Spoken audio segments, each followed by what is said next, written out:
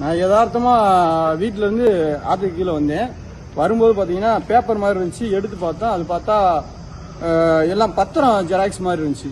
சரி, அதில் உள்ளே எடுத்து பார்த்தா உங்களோட ஸ்டாலின் திட்டம்னு ஒரு ஃபோட்டோவோட உள்ளுக்கு அதிகாரி சைனோட இருந்துச்சு. அது தண்ணியிலேருந்து மேய்ந்து வருது. எத்தனை மூட்டை உள்ள தூக்கி போட்டாங்கன்னு தெரியல.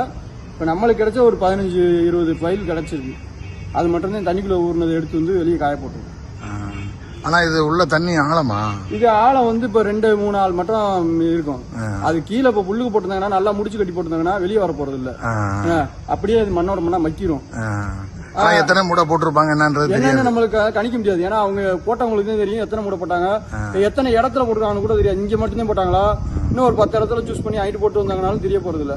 ஏன்னா இது வந்து அதிகாரிகள் சைனோட இருக்கு. இப்ப அதிகாரி சைன் இல்லைன்னா கூட பிரச்சனை இல்ல. அதிகாரி சைனோட சைன் போட்டு போட்டிருக்காங்க. எந்தெந்த பகுதியில கொடுத்த முகாம்? இது வந்து கீழடி, கொந்தக, திருப்பூணம், நெல்முடிகரை, பூவந்தி, மடப்புறம் பஞ்சாயத்து எல்லாம் அப்படியே சரௌண்டிங் சிவகங்கை மாவட்டத்தில் இருக்கு. எல்லா ஃபைலும் மேக்சிமம் லோக்கல்ல இருக்கிறது பூரா வருது.